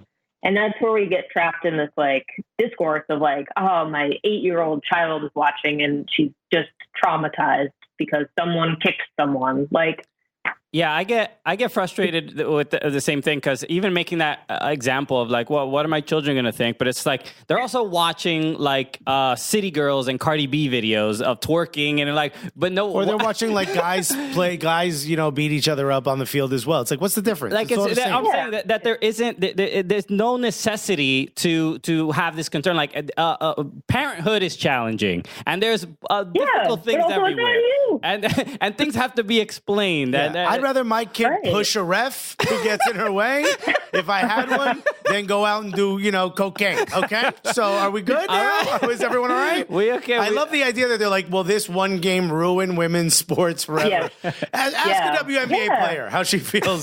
I'm sure she wouldn't give you, be like, well, I mean, I might as well pack up. You know, everybody relax. I was getting texts after the USA Thailand game from other players in other sports, and they were like, what is everybody bad about? Yeah, because they scored goals. Like, well, the comments from, like, Phil Neville after the game, because he kind of echoed that, and he did say, like, there's children watching, which is like, they would never say that at a men's game. Honestly, I've never heard that. Like, when Zidane headbutted the dude, you know, nobody was well, the children. Yeah. And I was like, no, dude, you lost the World Cup. That's like an individual act. Like, you know, Zidane is just, like, you look at him as this isolated individual incident that has no reflection on the sport or, you know, the game as a whole. And then England plays Cameroon, and Cameroon, like, I mean, and granted, that, like, I got it. Like, watching them try to react to that VAR call in real time was just, like, I felt so terrible because, like, you could see how frustrated they were. And like, shit happens. Like, you know, it's just, and putting it in the bigger context. And this is what I think the one really productive thing from this World Cup is going to be, is that we're finally starting to get this context of, like, you know, looking at the Chile and Argentina teams and Cameroon and Nigeria, like, the coverage is really starting to grow around the conditions of both, like, the federation and the context of FIFA. So you get that result, and there is a productive way to talk about that England-Cameroon game that actually might help Cameroon in the future, not just react better in the moment, but also get further in the tournament. And instead, we're concerned about, like, small white children in England watching soccer. Yeah, I think it's You mean with the guy yelling the C word standing next to them? Yeah, I think we'll be fine. But I do, even seeing that kind of passion from the Cameroonian players, at least to me, as just a fan watching the sport, I'm like, all right, now they care that much to get that upset. And years ago, it might have been, you know, in their particular country, they may have not gotten that kind of support, where if maybe they wouldn't have emoted as much. Right. So it's kind of nice to see. They had 3 matches total, like, at an international level before the World Cup, like 3 compared to the U.S. national team, which has had 4 entire years of a cycle to prepare and has an entire send-off series and goes to Europe to make sure that they're playing teams in Europe. Like, I mean, it's 2 different worlds. And I mean, I think that there was some really great commentary too of, like, okay, yes, England, Cameroon has apparently, like, just completely ruined the name of women's soccer. Look what's happening in Afghanistan with the Afghanistan women's national team, with all of these, you know, sexual abuse claims and all, like, that's where the bigger concerns are, not one individual match where, like, a player lost her cool and a referee got pushed, which, like, you know, in the long run, like, hopefully this dies down and does not turn into anything, and we can actually, like, be more productive in the way that we're talking about with soccer and the development of the game. But yeah, I mean, as soon as, I remember looking at Twitter after that game and being like, this is going to be trash. And then it was trash. And a lot of people told on themselves. And I was like, yeah, that's about what I expected. Yeah. And I actually like the fact that we get to talk about this, because this is something that as soon as I saw it, I was like, all right, well, now more people are going to be talking about the game. We're going to hear some stuff we don't want to hear. We're going to hear some really dumb takes. Yeah. But that's part of it, right? At least part of it is like, well, now you got to talk about it on ESPN, right? Yeah. Now you got to bring this up. Right. And the more people that hear this, regardless of whether the take is something I enjoy or not, that means more people are hearing about the sport. More people are going to, interview the women from Cameroon. More people are going to interview the women from England. More people are going to interview the coaches. And this is all we want. We want more people talking about the sport. With all that in mind, the Cameroonian players in the last 15 minutes did go in with some wild challenges, right? Oh, it was certainly not how you want to see a player play. Somewhat unbecoming too, to like, we're going to have a meeting instead of continue to play the game. Sure. Yeah. Maybe you could, I don't know, take a break from your meeting to finish the game. Sure. Part of the game. Yeah. And added to that, a couple quick things before we wrap up. The VAR. What has been, you are the boots on the ground for the Athletic. What is the take? Because VAR seems to, last year's World Cup was what nobody was like necessarily angry with VAR, but it seems like every game there is some unbelievable call where it's like the rules seem different or new or whatever. What's been the reaction in France? I mean, generally the reaction when you're actually at a game is just pure confusion, because the game goes down. So first of all, like when you're actually in one of these stadiums for a game, there are two screens at the corners that are showing the actual game footage that have game clocks. There is no other signage within a stadium to like let you know what's happening, what minute of the game you're in. Like time kind of ceases to have meaning, and you're just kind of like, okay, this is happening. Like, and in the little media area, we get screens that have the replays and stuff like that. But like, it's really hard sometimes to actually follow the flow of a game while you're in the stadium. And when those reviews happen, like if you're not actually like looking at the referee, it is extremely easy to miss it at points. So usually there's like confusion, or if it's like a clear thing, like for instance, the penalty call, the second one in the Spain game, there is an immediate and extremely loud reaction. And then it like dips for a few minutes while like, it's just like, you can feel like the energy just being like, okay, which are we going to be really mad? Or are we going to be really happy? How's this going to go? Yeah. And then, as soon as the decision, like, I mean, when they called that second penalty, and it actually like withstood the review, that was one of the loudest moments I think I've heard so far. Like the crowd was feisty in Reims last night for sure. Like in a way that like it's been enthusiastic, but like last night there's an edge to it that I found new. Yeah, we're seeing like women's national team ultras. Maybe it's getting a little bit more. Oh, dude, ladies hooligans. For the national team? The firm? Might be interesting. I'm into it. Yeah. So it was definitely like, it got loud, but in terms of the actual review process, like I think it has been a little frustrating. I know so FIFA is having a little press conference tomorrow to allow media to ask general questions about refereeing. Mostly WTF. Yeah. So we will, that should be an interesting one. I really hope they live stream it because I'm very curious. But in terms of the actual, like, there have been questions about the handball rule. There have been questions about the fact that the offside flag doesn't come up because they want to let the play kind of run its course. And there are dangers associated with that.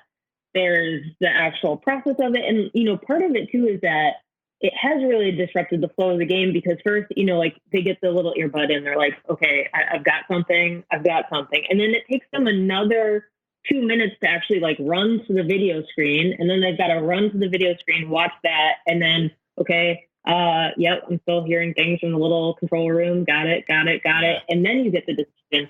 So it takes a very long time. And that's, I think, where, we're starting to lose the human element, even though ultimately the referee is still making that decision. But I feel like the refs aren't necessarily trusting themselves to make that decision because they know everything is on video. And it feels like they've actually been encouraged to be like, rely on that video so everything is being reviewed instead of clear and obvious errors, which is apparently the entire point of the system. So we're just getting everything. And that's the fact that they had to have a rule change for the knockout round so that way goalkeepers didn't get 2 yellows during potential penalty kick shoot. Like, maybe we should have thought this through a little bit sooner than the round of 16. I think that's great to try it out on one of the most important competitions. Yeah. Let's give it a go. Wing it, baby. I'm actually curious about that rule. I've never seen that. I didn't know VAR could apply that rule for the goalkeeper stepping off their line. Is that new? I think last Women's World Cup, I remember there was one goalkeeper who was very would always jump out really far. So it was a lot better. And they have an assistant referee watching that in person, and that's how it was always called. But I mean, the joke has been if you actually apply this, Brianna Scurry was so far off her line in 1999, maybe you should take a star away from the U.S. national team because it shouldn't count. Yeah. So when you watch the replays, she's clearly she's standing in front of the ball. She's at the halfway line. Yeah. It's there's clear daylight, whereas some of these that they've called back, it's been 2 inches, and we've all been huddled around laptops watching games in media spaces, and everyone is just screaming, being it's so minor, and it just feels like we're kind of losing some of the fun of the game to actually make it a more perfect game, which I don't know if anyone is actually interested in making it a more perfect game. That's why I think the line should light up when it's not being stepped on, so we know for sure. Yeah, it should feel like a game of Dance Revolution. You know who needs to... The team that needs to make that happen is Las Vegas Lights. Oh, yeah. Hell yeah. The marketing sells it. A large plastic blunt shuts off if you're not on your line. Oh, it's not smoking. You stepped off your line.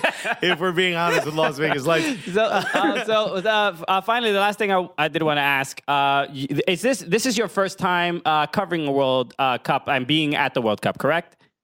Yeah, I went to one game in 2015, the Montreal semifinal against Germany, which was also extremely stressful game to watch in person. But yeah, this is my first World Cup actually working a World Cup. So what has the experience been like for you so far? I know the tournament is about 2 weeks from finishing, but what has been? You are also wearing a Brazil shirt, so I did want to ask maybe not to put the pressure that the athletes get, but I know there must be a sense of I don't know necessarily of duty, but Marta had talked about the next generation and stuff like that, and I don't know if you feel that you have a responsibility to the next generation of writers or journalists. Journos, yeah. But what has been your experience? And then also, what did you think of Marta's sort of speech after the game?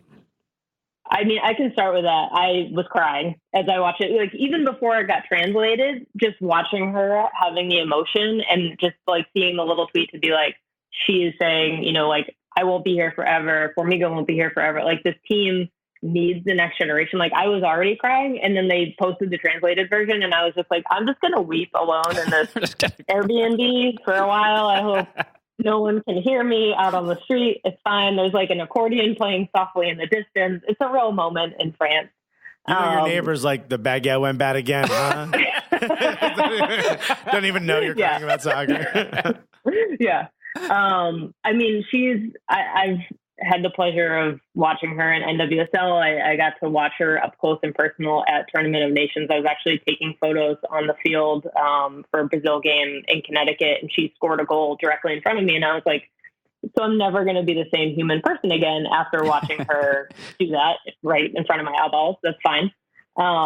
She's just, I mean, I think that she's arguably the most important player in women's soccer ever. And to see that emotion, and it's been a tough World Cup. And, Sam Kerr going out early, Marta going out early, Christine Sinclair going out early.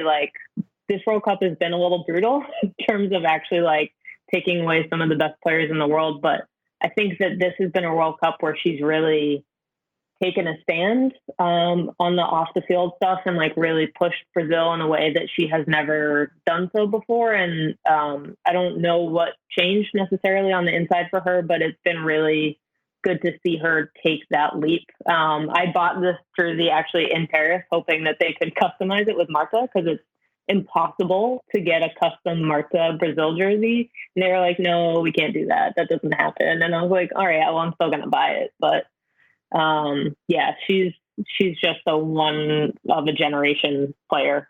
And it's like, I just hope that she keeps going. I don't think she's going to make it to another World Cup, but she might. And yeah, definitely emotional. As for the journalist part, so it's kind of funny because I've had this talk with a few people. I don't know if anybody else actually has my job in the United States. I'm a full-time women's soccer writer, and I only write about women's soccer, and I actually have a salary and get benefits to do that. And that job doesn't exist for anyone else. Like, there are people covering the game, and it's either part-time or they're covering it as part of like a general soccer sports piece.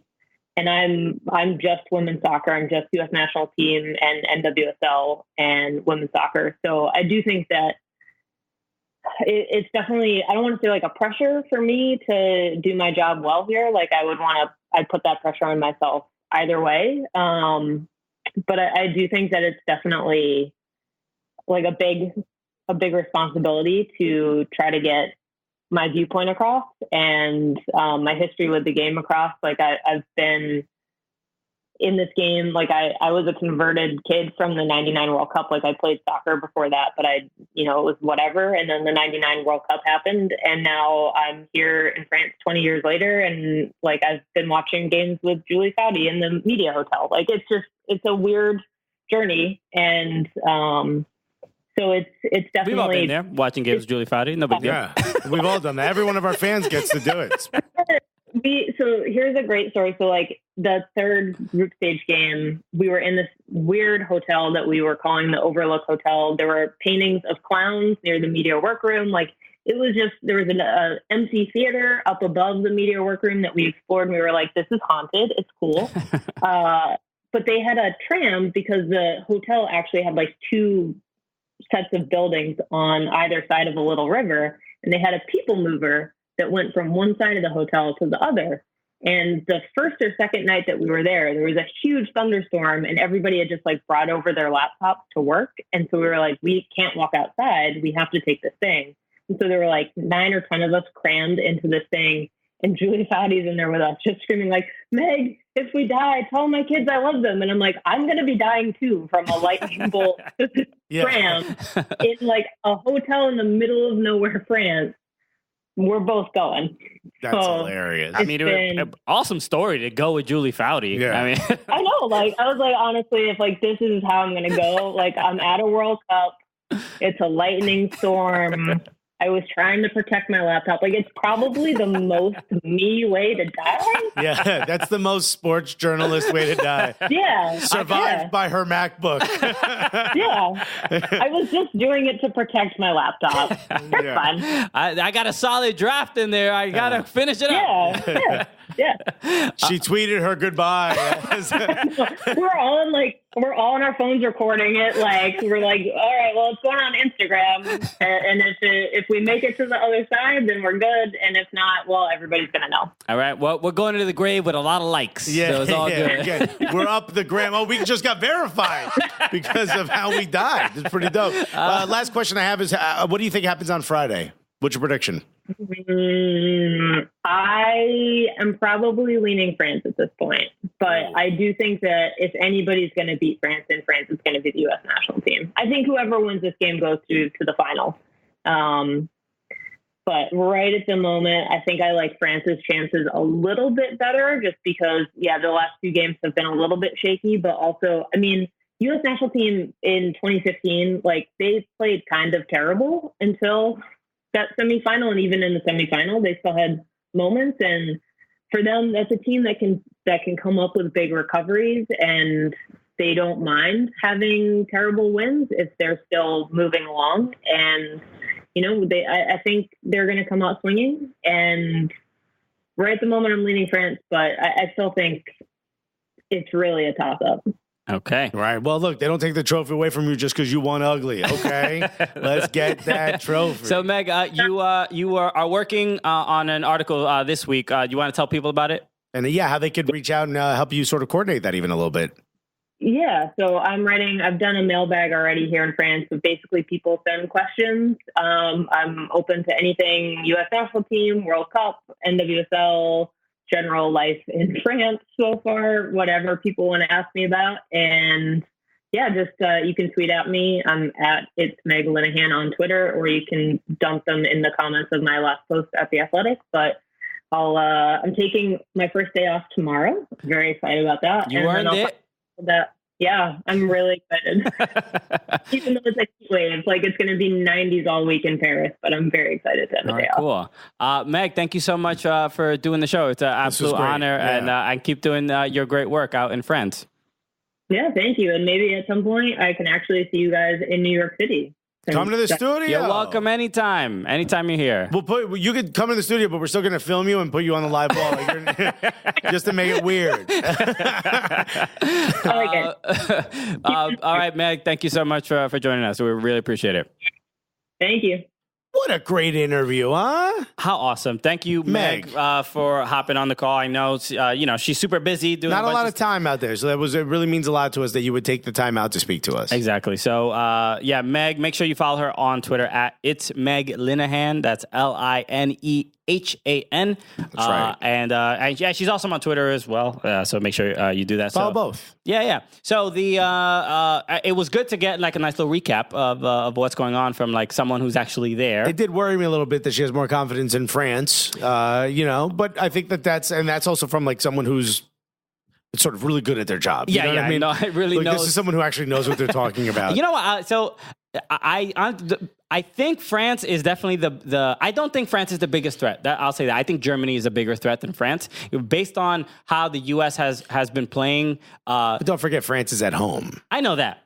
I just from style of play, I just feel like Germany it scares me more than France does. I think the U.S. matches up pretty well with France, but I don't think they match up that great with Germany. Okay. My opinion. Here's my thing. I think the U.S. wins if the U.S. comes to play. I don't think it matters who you put in front of them. I agree with Megan. Maybe we lose that. Wait, is there a possibility they won't come to play? Yeah. You know what I mean. There's a chance that maybe the next World Cup we don't have the advantage. We don't have if everyone's on their A game, we automatically win because we're better than everyone else. Yeah. But we got it this time. Yeah. And you got to use your advantages when you have them. And right now, win that World Cup. Bring it back, Allie. You know what to do. Yeah. All right. Don't ruin this wedding for us. Hey, come on, Rose Lavelle. So thank you again, Meg, for joining us. And it means a lot to us. So and all the stuff that we mentioned throughout the show, the DC United event, make sure you go to soccercooligans.com, get tickets for that show. It's going to be wild. It's going to be super fun. And then for the women's national team against France, come hang out. If you're in Brooklyn or in New York area, you're close by, and you're going to watch the game anyway, this is the watch party for you. You want to hear two dummies yell over the game? Come on. We're the ones to do it. So would you rather be that or at a bar? I mean, come on. Where nobody's going to be yelling over the game. And it's sponsored by, there's a beer sponsor involved as well, so it's going to be a good time. Yeah. So come to that at the Dumbo Archway, and we will be there. So, okay. So those are the things that we had to announce. Thank you again for listening to the show. We appreciate it. We appreciate the old listeners, the new listeners. That's right. The child listeners.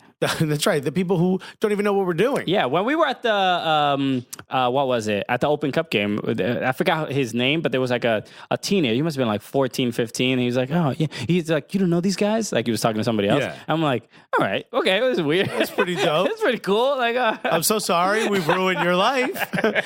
Hopefully we're not ruining teenagers. You know what I mean? It's kind of what we do. You know what I mean? They're like, I teach. I'm not doing my homework. I'm trying to be gully as hell. What do you mean you're calling my mother? All right, fine. I'll do the homework. Okay, cool. So thank you again for listening. I want to say this because I've been trying to get more people to follow. We always talk about Soccer Cooligans and stuff, but I have a social media right? We also, and yours, we didn't even mention, we didn't get to talk about this. You finally got verified on Twitter. Your boy got that blue check, son. Not Alexis, after years of being ignored. Being disrespected. By Twitter. Finally, Twitter apologized. Finally. They came with their hat in their hands. So congratulations, Thank Alexis. you very much. I know it's long overdue. And I'm back on HQ tonight. If you're listening on Wednesday, I'll be on tonight at 8 o'clock. Okay, so finally HQ greased the palms at Twitter. Made a couple phone calls, you know what I mean? Stuck a couple envelopes. They Jack Wagner a little bit, you know? And then bada boom, bada bing, now he's verified. Next thing you know, not for nothing, verified. But make sure follow me. I'm trying to get more followers on Instagram because I don't post about pizza. Yeah, so you're not getting the pizza. I'm not getting pizza, people. But make sure you follow me on Instagram and Twitter. Christian_Polanco on Instagram and Chris Polanco on Twitter. This is the problem. You have two different. Someone has it on Instagram. You got to change one of them to be what the other one is. It's frustrating. I want to keep. I can't change the Twitter one because if you change your Twitter handle, you become unverified. You lose the verification. I can't have that. Can't have that. Then what, you become me? Oh, your life falls apart. Be the black sheep of the Cooligans podcast. Oh, God. No, can't have that. I've been that for forever. And I'll never not be that, baby. So, and last thing. We didn't get another, we got stickers. Oh, yeah, we got these two dope stickers. Rooney is one of us. Speaking of DC, we are going to be there. From Dan Rankin. Thank you so much for the stickers. The West Virginia Screaming Eagles, I think they are, right? Or at least the West Virginia DC United fans. West Virginia. What is that, Popeye? Who is that? That is Popeye I think it's just a fan. What is this? Okay. These are DC United fans. Yeah. Okay. These are. But that's the West Virginia chapter of their fan base, which is pretty dope. Dope. And the two stick that they made for the two pole they made for Rooney. Rooney, two one stick of us. was great at the BT Awards this year. Oh my God, it was very, very impressive. Him and 2 Chainz together, but I never see it. Really, just a collabo just long overdue. Why wasn't Rooney at the BET Awards? The whitest man possible. He's red. I think he's nervous. No, he was in the sun for 12 seconds. Just walk. The bouncer's like, nah, fam, we can't allow this. Damn, yo. I mean, we're gonna have to change the lighting or something. So thank you again for listening to the show. I know there was a lot to take in, but make sure you come out to the live events that we're doing and show some support. We'd love to see you there. So with all that said, thank you again, Meg Linehan, for being on the show. My name is Christian Polanco. I'm Alexis Guerreros. And together, what are we? The Cooligans!